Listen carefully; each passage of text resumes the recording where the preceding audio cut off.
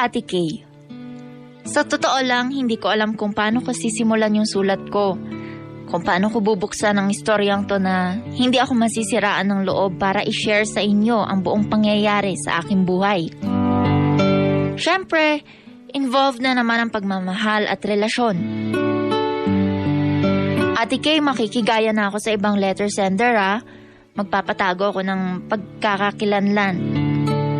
Tawagin mo na lang akong Lorraine. Simpleng babae na may kahinaan at sobrang magmahal. As in sobra talaga. Sa kwentong ito, kasalo ko si Sian. Hindi rin niya totoong pangalan. Nakilala ko siya sa isang university sa U-Belt na pinagtatrabahuan namin. Sa registrar siya, samantalang ako sa library. May kaibigan kasi ako na nagkataon na kaibigan din niya. Kaya naman naging magkakilala kami. At katulad ng pangkaraniwang kwento, nagkagustuhan, nagligawan, at nauwi sa isang relasyon. Hindi ko agwapuhan si Sian, Ate Kay. Pero siya yung tipo ng lalaki na malakas ang appeal. Malakas ang dating. Lalaking lalaki. Yung tipong hindi ka mababastos kapag siya ang kasama mo. Pero sa kabila ng pagiging ganon niya na parang maangas, malambing po si Sian. Kaya hindi nakakapagtaka na may posibleng magkagusto sa kanya ang ibang babae.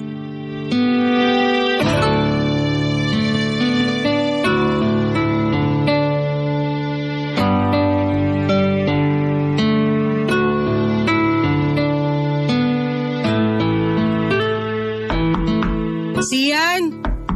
Sian! Oh, Lorraine. Kala ko di ka na makakapunta eh. Bakit? May iba ka bang pinapunta? Sobra ka naman. Wala, ano ka ba? Tara, pasok. Bakit? Posible ba na may pumuntang iba kundi akong pumunta? Wala. Bakit naman ganyan ka magsalita sa akin? Wala lang. Oh, ito. Nag-grocery muna ako. Para naman may pagkain ka dito sa bahay mo at magkalaman naman yung ref mo. Sana ikaw lang talaga ang kumakain ng mga dinadala ko dito, ha? Bakit? Sino ba bang kakain yan? Ako lang naman ang nandito sa bahay. Tayo lang din naman nakakain ng lahat ng yan. Sana lang talaga. Kasi ang sakit naman noon na ako ang bumibili pero iba ang kumakain. Diretsuhin mo na nga ako, Lorraine. Bakit ba ganyan ang timpla ng pananalita mo? Wala naman. Gusto ko lang ipaalam sa'yo ang posible kong maramdaman kung sakaling maging mapagbigay ka at makalimutan mong magdamot. Ano? Hindi ko maintindihan. Ano naman kinalaman ng pagiging mapagbigay dito? Baka kasi masyado ka maging mapagbigay. Kaya kapag may nangailangan sa'yo, ishare mo rin yung sarili mo sa ibang babae. O baka naman kapag ikaw ang nangailangan, maghanap ka ng ibang handa namang magbigay at ibigay ang pangangailangan mo. Diretsuhin mo na nga ako. Ano ba talaga ang dahilan kung bakit ka nagkakaganyan? Si Samantha, hindi ba lumabas kayo nung isang araw? At may nakapagsabi sa akin na dinala mo pa rito sa bahay. Huwag mo na tanungin kung sino nagsabi sa akin dahil hindi ko rin naman sasabihin pero sigurado akong hindi yun magsisinungaling sa akin. Kaya kung ako sa'yo, Sian, umamin ka na. Matatanggap pa rin naman kita eh. Handa pa uli akong magpakatanga. Hindi naman ngayon lang nangyari to eh. Masyado ka lang naghihinala at masyado lang makatiyandila na mga nagkwento sa'yo niyan. Baka may galit lang sa akin yun. Kung sino man yung lokong yun na sinisiraan ako. Sian, pwede ba? Huwag mo na sa akin gamitin ang ikalabing isang utos ng mga lalaki na huwag pahuhuli. Lalo na yung pang-12 na kapag nahuli, huwag aamin. Paso na yan. May relasyon kayo ni Samantha o wala? Wala! Naggagamitan lang kayo. Nagparaos ng init ng katawan na hindi kayang matanggal ng ligo. Yung bibig mo naman, Lorraine. Yung totoo. Oo na! Minsan lang yun at di na naulit. Wala kaming relasyon. Yung nangyari sa amin, nangyari lang pero walang emosyon na involved doon. Siyan, hanggang kailan mo ba ako lolokohin? Hanggat kaya kitang tanggapin o patawarin? Sorry. Di pa ba ako sapat sa'yo? Ano bang gusto mo? Kulang pa ba ginagawa ko kapag dalawa lang tayo sa kwarto? Tama na, Lorraine. Ikaw ang mahal ko at yun ang mahalaga. Sige. Katulad ng nakagawian, hayaan muna nating huwag tayong mag-usap ng 1 linggo habang tinatanggap ko uli sa sarili ko na niloko mo uli ako. Lorraine, sorry na. Hindi na mauulit. Lagi naman eh. Sige na, Lorraine naman, sorry talaga. okay lang. Lilipas din to dahil mahal kita. Pero sana wag mo namang gawing ulam yung mga babae na kapag nagsawa ka, maghahanap ka ng ibang luto at putahe. Sana siyan, ituring mo kong kanin, katulad ng turing ko sa'yo. Walang lasa, pero hindi kumpleto ang mesa kapag wala. Sige, alis na ako.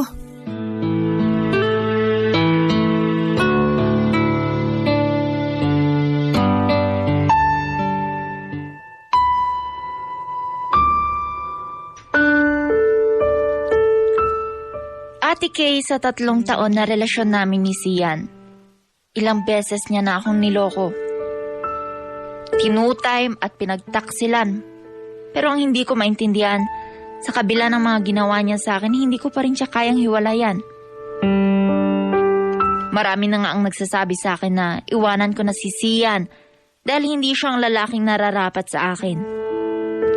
Marami rin ang nangungutya na para daw akong mauubusan ng lalaki dahil marami naman daw iba na hindi hamak mas matino pa sa kanya. Pero Ate Kay, hindi ko kaya eh. Oo, masakit. Pero mas masasaktan ako kung darating ang panahon na tuluyan na siyang mawawala sa akin.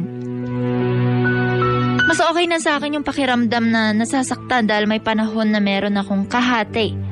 Kaysa naman masaktan ako dahil alam kong wala na talaga siya sa akin.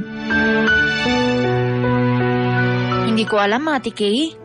Ano ba pinakain sa akin ni Sian para mabaliw ako sa kanya ng husto?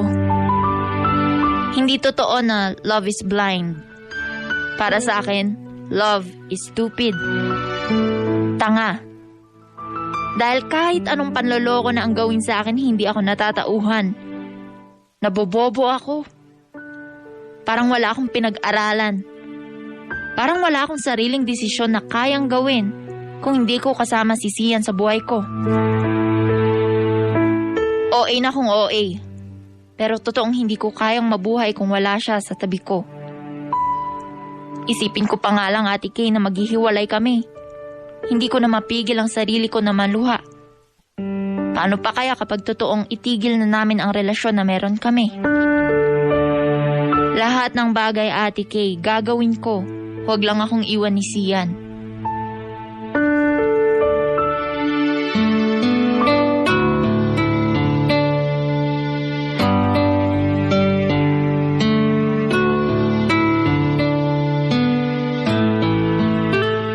Lorraine, naninibago ko sa'yo.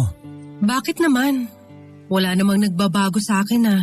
Kasi parang nitong mga nakaraang araw, ikaw pang madalas magyaya sa akin dito sa motel. Ayaw mo ba? Tatanggi ba naman ako sa'yo? Ibig ko sabihin gusto ko. Di lang kasi pangkaraniwan na ikaw magyaya dito para gawin natin to. Hindi ka ba nasasayahan sa akin? May bago bang gusto mong gawin ko sa'yo? Sabihin mo lang. Hindi naman yun. Talagang naninibago lang ako. Dahil gusto ko lagi kang masaya. Gusto ko ibibigay ko lahat ng gusto mo. Gusto ko hindi ka na maghahanap ng iba pa na magbibigay sa'yo ng mga bagay na hinahanap mo. Mahal kita, Sian. Mahal na mahal. Kahit na alam kong hindi singtindi ng nararamdaman ko sa'yo, ang nararamdaman mo para sa akin. Mahal din naman kita, Lorraine eh. Nahihiya nga ako sa'yo dahil ilang ulit mo na ako pinagbibigyan at pinapatawad sa lahat ng pagkukulang at pagkakamali ko. Natatakot nga ako na baka isang araw bigla ka na lang magdesisyong iwan ako. Hindi yun mangyayari. Matapos ang lahat ng nangyari na sa atin, lahat ng sakripisyo natin, bibitiw ako? Hindi, no?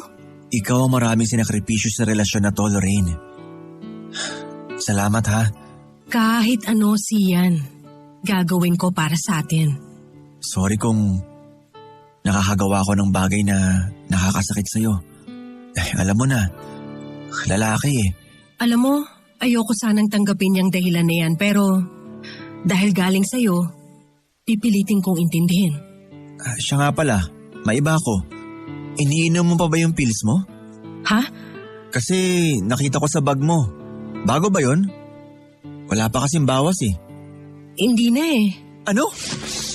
Bakit di mo inumin? Mamaya niyan, mabuntis ka. Ang dalas pa naman natin ngayong magpunta dito. Ano ka ba naman, Lorraine? Bakit ka nagagalit? Isipin mo naman. Mamaya biglang lumobo yung tiyan mo ng di oras. Problema yan. Siya naman. Parehas naman na tayong may trabaho. Nasa edad na rin naman tayo. Anong kinakatakot mo ron? Anong problema ron? Basta! Gusto ko na kasi magbuntis. Gusto ko na magkaanak sa'yo. Gusto ko na siyan. Pero di pa ako handa. Sa pagiging ama o sa akin? Dahil hindi ka pa handang iwan ng buhay binata mo? O baka naman sa akin ka hindi sigurado? Lalo na sa nararamdaman mo. Siyan, mahal kita at handa ko maghintay hanggang sa maging handa ka. Tara na. Bihis ka na. Ihahatid na kita. May pasok pa bukas. I love you.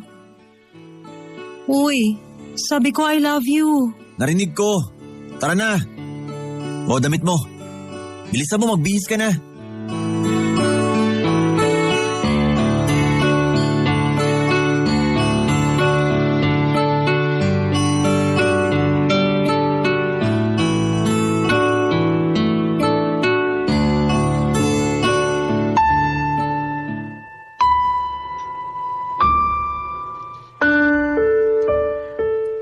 Ang sakit. Ang sakit nung marinig ko yun kay Sia na hindi pa siya handa. Ayos lang sana na hindi pa siya handa para maging ama pero yung nakita ko sa kanya, hindi pa siya handa para sa akin. At parang hindi talaga siya sigurado sa nararamdaman niya sa akin. Gusto kong umiyak, Ate Kay. Gusto kong umiyak sa harapan niya pero pinigil ko. Nagtapang-tapangan ako. Ayaw kasi ni Sia na umiiyak ako sa harapan niya. Imbis kasi na maawa siya sa akin kapag nakikita niya akong umiiyak, naiinis pa siya. At ayoko yun mangyari. Ayokong mainis siya. Sinadya ko talaga na huwag uminom ng pills na madalas ipaalala sa akin ni Sian. Gusto ko na kasing mabuntis para matali na siya sa akin. Para maging akin na talaga siya. Gusto kong maikasal sa kanya. Gusto ko na siya maging asawa. Makasama buong buhay. Alam ko may posibilidad pa rin siyang magloko pero mas may laban na siguro ako kapag nagkaroon ako ng pinangahawakan na mag-asawa na talaga kami. Kapag may supling na kami na pwedeng maging dahilan para magbago si Sian.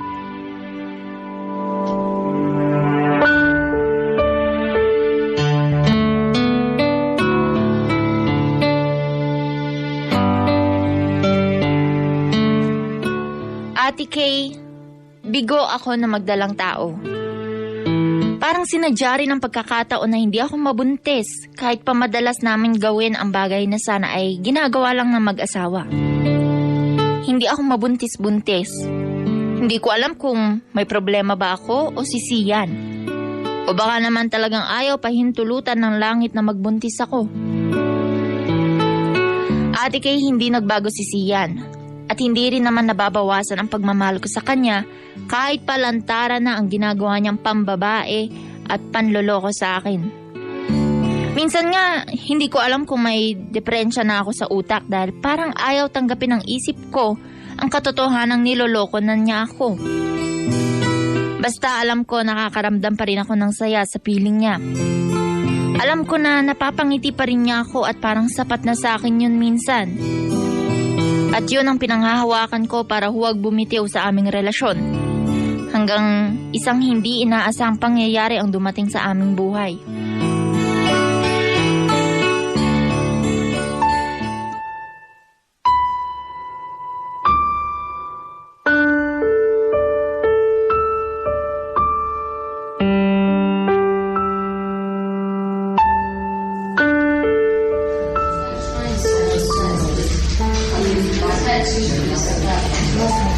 Miss, kayo po ba ang kamag-anak ni Christian?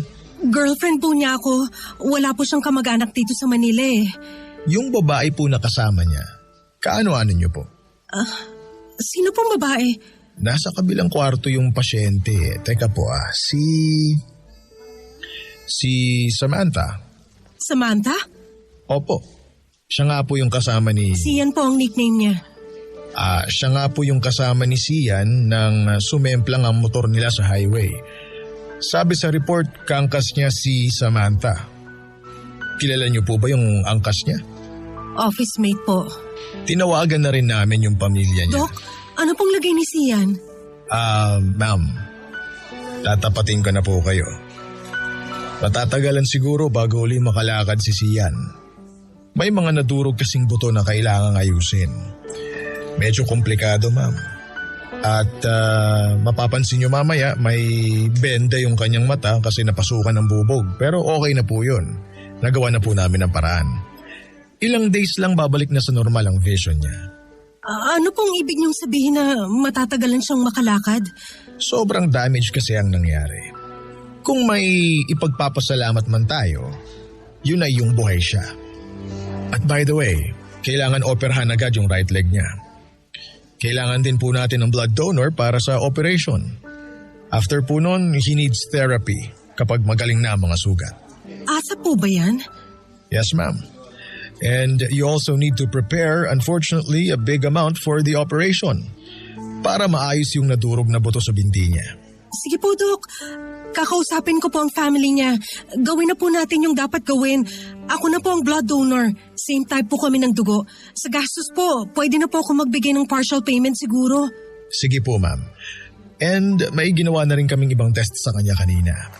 Nakita namin na mataas ang creatinine niya. Ano po yun? Yun naman yung sa kidney niya. May problema din siya sa kidney. Pero we can work on that after the operation. Sige po, Doc. Excuse lang po ha. Kailangan lang po ako dun sa kabilang kwarto. Pabalik po ako mamaya.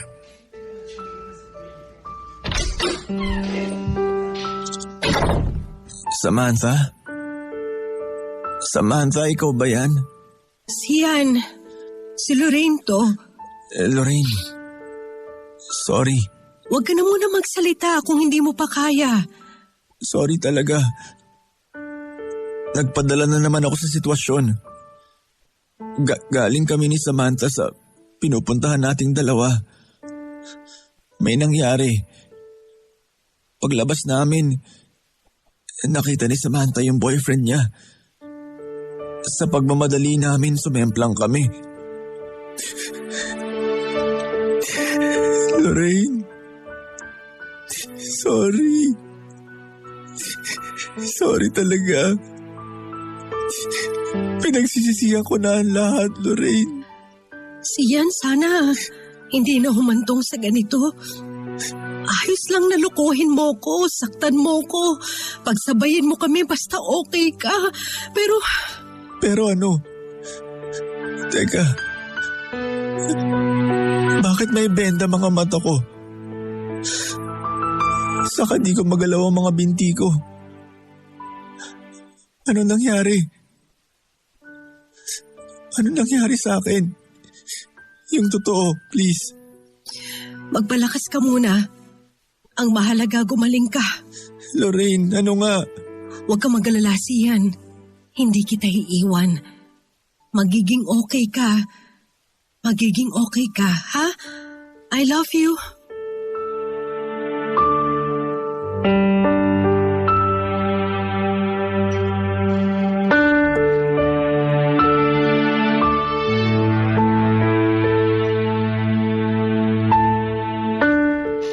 Nung una, parang hindi ko na kayang tanggapin ang mga nangyayari. Ang sakit dahil si Samantha na naman ang kasama niya. At ang masakit pa nun, naging ganon ang sitwasyon ni Sian. Hindi siya nakakita ng ilang linggo. Malaki-laki ang inabot ng gastos. Nag-share ako sa hospital bill dahil di rin kaya ng kamag-anak niya ang halaga ng babayaran. Bukod pa sa dugo na dinonate ko. Samantalang si Samantha ay galos lang ang tinamo sa aksidenteng nangyari dahil si Samantha ang may suot ng helmet ni Sian. Nakaramdam ako, Ate Kay, ng selos sa ganong sitwasyon. Dahil sa pagkakataong iyon, inisip ni Sian ang kaligtasan ni Samantha dahil siya ang pinagsuot niya ng helmet. Parang sinabi na rin ni Sian na di baling siya ang mamatay, wag lang si Samantha. Pero hindi ko na sinisi si Sian. Hindi yun ang tamang oras para pakonsensyahin siya at sumbatan. Samantalang si Samantha, kinausap ko at ipinamukha ko sa kanya ang mga nangyari.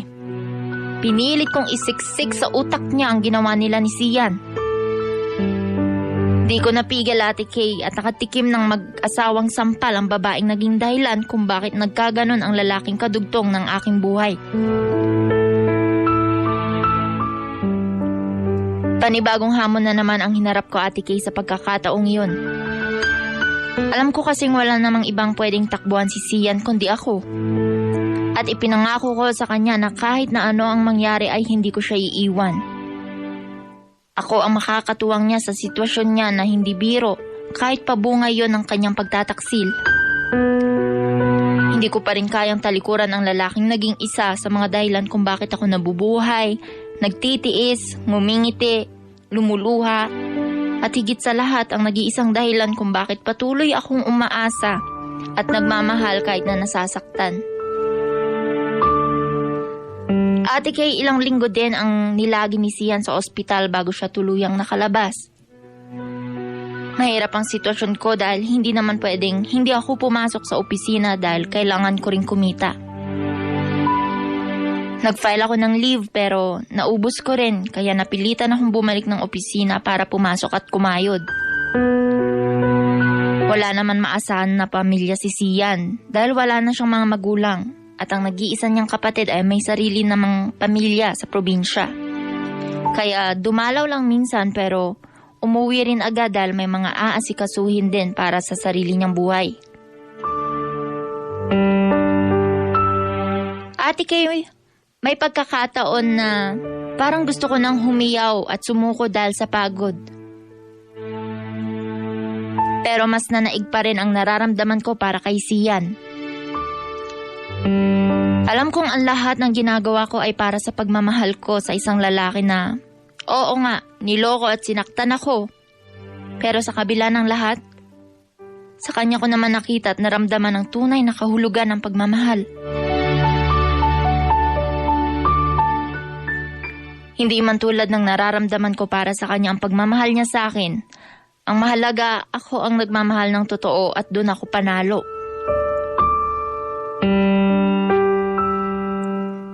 Namalagi si Sian sa bahay niya. At doon na rin muna ako tumuloy para maasikaso ko siya. Nagsama kami na parang mag-asawa. Nagalit pa sa akin ang mga magulang ko dahil kalokohan na raw ang mga ginagawa ko.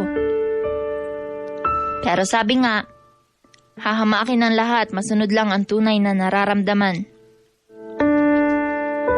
Namuhay kami ni Sian sa isang bubong. Mahirap pero masaya ako dahil nung mga panahong yon, alam kong kailangan niya ako. Lalo na at bukod sa hirap siyang kumilos dahil sa aksidente.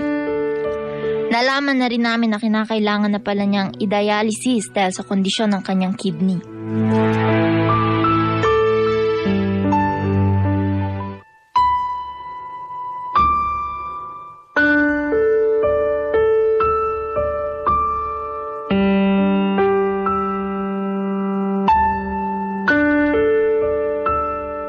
Sian, kumusta ang pakiramdam mo? Sa tingin mo ba mabuti? Nagtatanong lang naman ako eh. Alangan naman na sagutin kita na maayos ako. Maayos ba yung di makalakad ng maayos?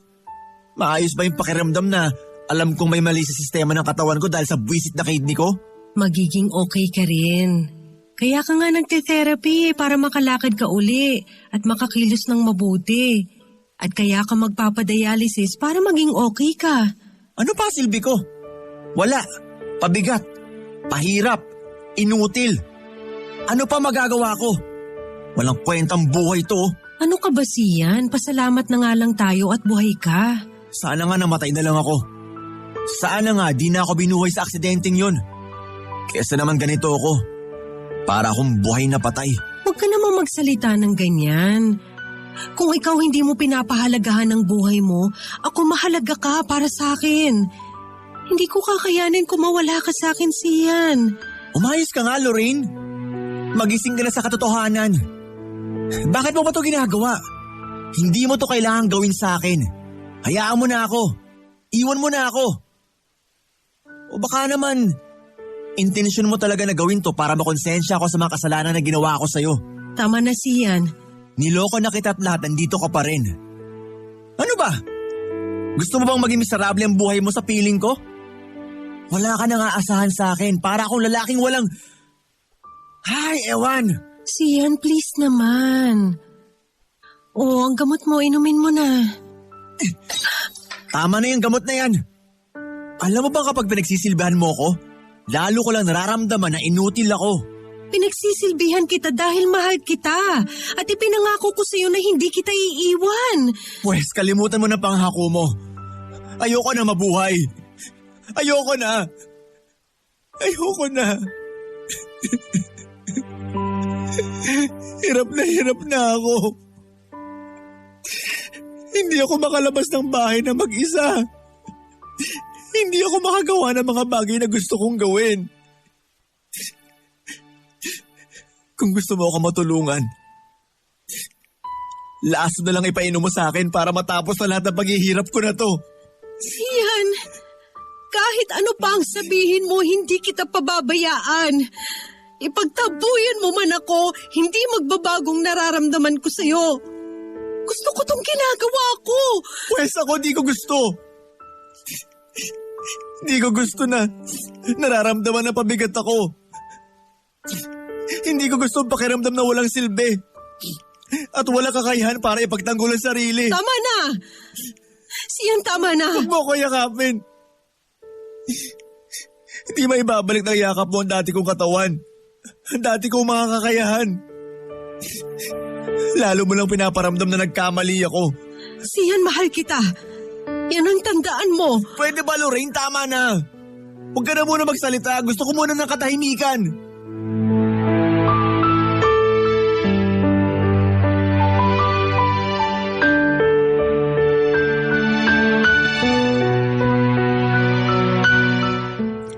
Ate Kay, ang laki ng pagbabago sa ugali ni Sian. Naging bugnutin siya at mainitin ang ulo. Konting bagay lang, naiinis agad siya. Parang lahat ng tao gusto niyang awayin. Halos ipagtabuyan niya ako sa bahay sa tuwing inaasikaso ko siya. Dahil mas nararamdaman nga raw niya na wala siyang silbi. Kalbaryo na maituturing ang buhay ko sa piling ni Sian. Pero handa ako yung tiisin. Alang-alang sa tanga kong puso na walang ibang alam gawin kundi mahalin siya. Ang bigat sa dibdib, Ate Kay. Tuwing nakikita ko si Sian na desperado na sa buhay dahil sa kanyang kondisyon. Parang hinihiwa ang puso ko sa tuwing nakikita ko siya na mag-isang umiiyak at bumubulong sa sarili niya. Na nagsusori siya sa lahat ng pagkakamaling nagawa niya. Kapag nakikita at naririnig ko siya, nagpapanggap ako na hindi ko siya nakikita at naririnig.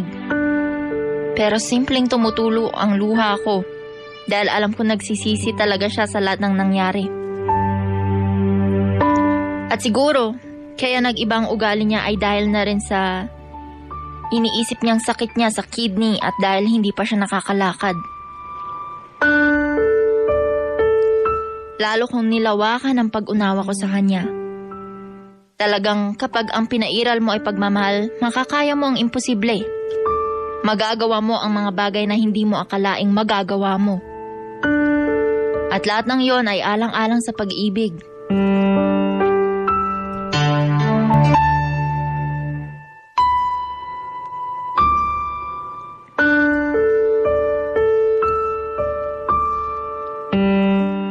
Lumipas pa ang ilang panahon, mas tumitindi ang depresyon ni Sian.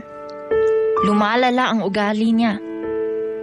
Nangyayari na binabasag niya ang mga nahahawakan niya sa bahay at may ilang ulit na rin siyang nagtangkang magpakamatay.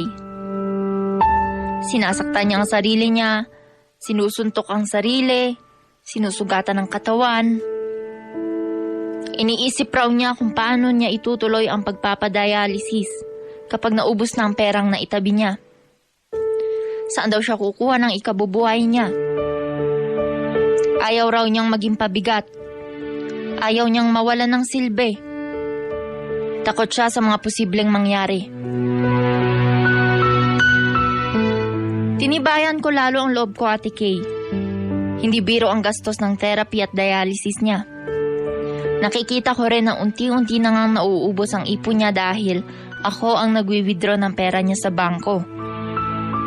Dumating sa puntong nasagad na ang kanyang ipon at naghihiram na siya ng pera mula sa kapatid niya sa probinsya. Hindi pwedeng matigil ang pagpapagamot niya. Lalo lang magiging miserable ang sitwasyon kapag nangyari yun.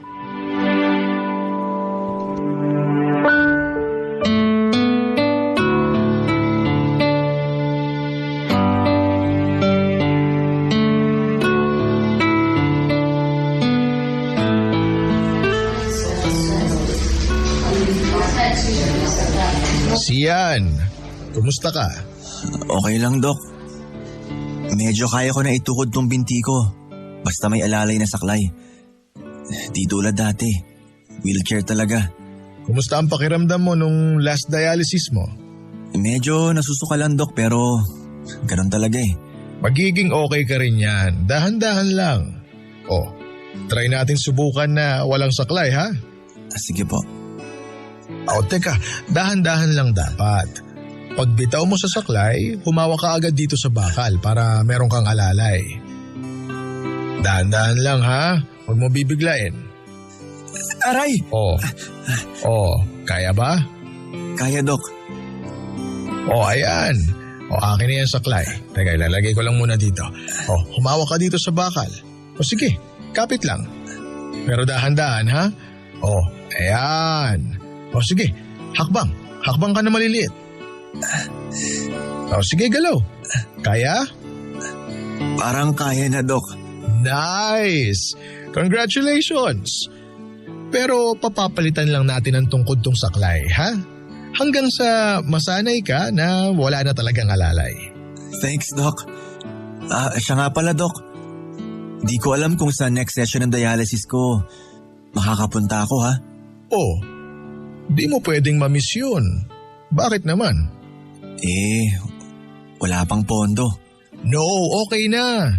Actually, advance ang payment mo for 5 sessions. Paano nangyari yun? Sino nagbayad? Si Lorraine. Teka, nasaan nga ba si Lorraine? Doc, nandun lang ako sa gilid, pinapanood ko kayo ni Sian. Lorraine. Nakakalakad ka na. Ang sesaya naman.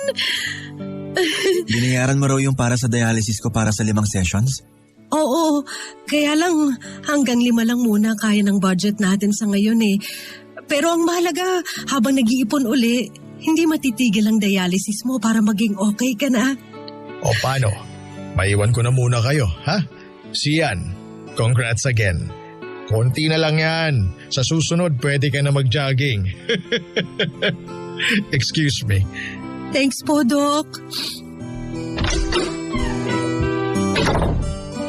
Okay ka ba? Bakit mo ginagawa to? Para sa'yo. Pero, saan ka kumuha ng pera? May savings ako. Huwag mong isipin yun. Lorraine, salamat. Sobra-sobra na to. Kulang pa yan para maparamdam ko sa'yo kung gaano ka kahalaga sa akin. Halika nga dito sa tabi ko. Lorraine, sorry. Sorry talaga. At thank you. Huwag ka magpasalamat. Gusto ko tong ginawa ko. Ang hihilingin ko lang sana sa'yo. Ngayong medyo nakakalakad ka na, mas tulungan mo pa ang sarili mo. Magsimula ka uli. Kalimutan na natin kung ano man yung mga hindi magandang nangyari. Ibaw na natin yun sa limot. Umasa ka, Lorraine. Thank you. Mahal kita. Mas mahal kita. Kahit buhay ko, handa akong ibigay sa'yo. Kapag namatay ako, sabihin mo, kunin yung kidney ko, ilagay sa'yo. Ano ka ba? Magsisimula pa lang ulit tayo. Yan na agad ang iniisip mo. I love you, Sian. Payakap nga. Tara na. Oh, dahan-dahan sa paglakad ha. Kayang-kaya na.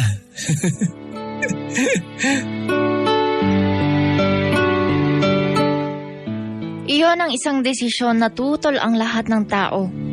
Pero sinunod ko pa rin kung ano ang gusto ko. Una, ako naman ang naghirap sa pag-iipon para sa ginagastos ko kay Sian. At pangalawa, si Sian naman ang makikinabang doon. May ilang buwan din na todo tipid talaga ako sa mga gastusin. Isinantabi ko muna ang mga gusto ko na bilhin at mga nakasanayan kong gawin dahil kailangan ko mag-ipon. Masaya ako kahit parang nagsisimula na naman akong mag-ipon. Nabuo naman ang puso ko dahil kitang-kita ko ang pagbabago ni Sian. Ibang-iba na siya. Doon ko lang din naramdaman na mahal nga niya ako talaga. Di ko alam kung bumabawi lang ba siya sa akin dahil sa mga pagkakamali niya o sadya lang na nag-iba na talaga siya at na-realize niya ang maraming bagay. Nag-live-in na nga kami at namuhay na parang mag-asawa. Masaya Ate Kay dahil bumalik na siya sa trabaho. Unti-unti na kaming nagpaplano ng para sa amin. Sabay na kaming nangarap kung ano ang mga gusto naming mangyari sa aming pagtanda. Wala na akong mahihiling pa. Sabi ko nga sa sarili ko, dininig na ng langit ang matagal kong nang hiling na makaramdam ako ng pagmamahal na sing-init ng pagmamahal na ibinigay ko kay Sian. Ilang panahon pa ang lumipas, dahan-dahan na nakarecover ang kidney ni Sian at hindi na madalas ang pagdadialysis niya. Nagsimula na rin kami magplano na magpakasal. Simple lang dahil ang mahalaga magsama kami ng legal para wala na ring masabi ang mga magulang ko. Pero muli akong biniro ng pagkakataon. Muling ng babae si Sian. At ang masama pa rito, Ate Kay, nabuntis niya ang babae.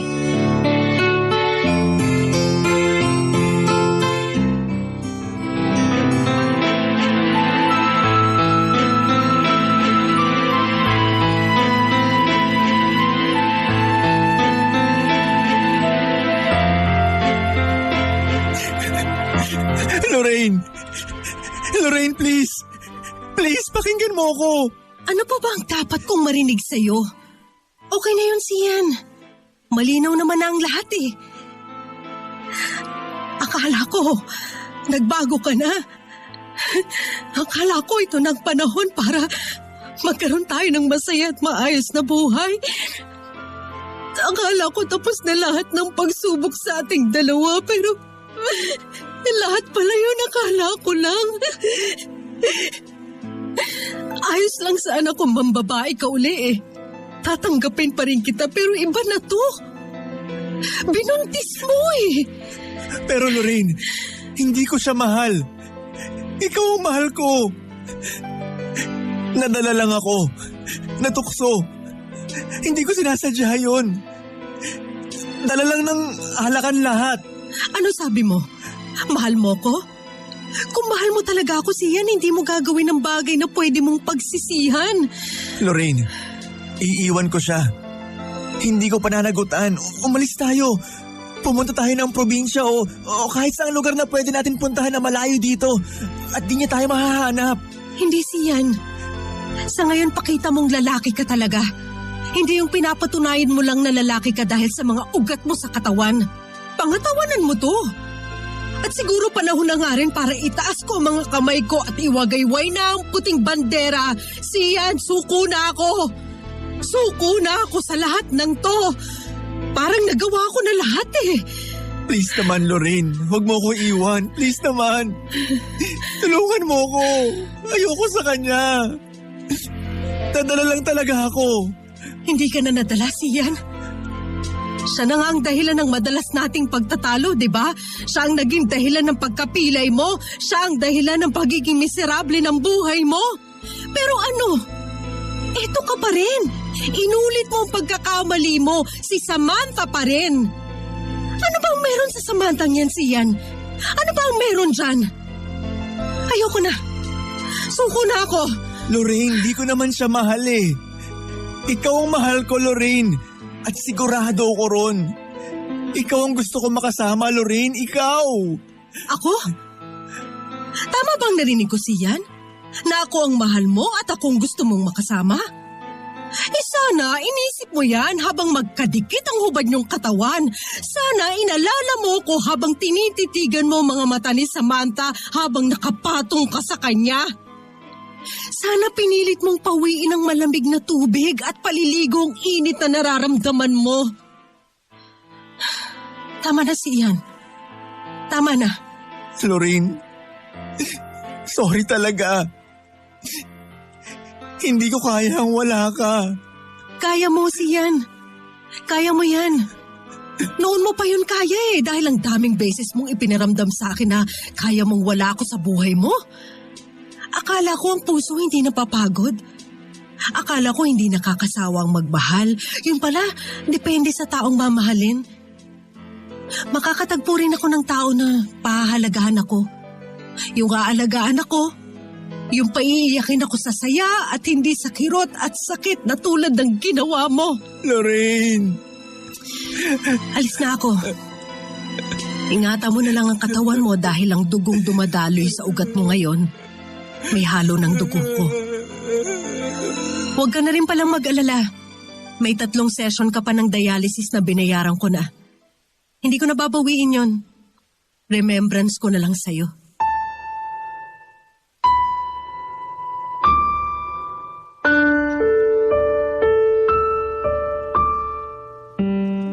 Sa tagpong yon natapos ang kahibangan ko.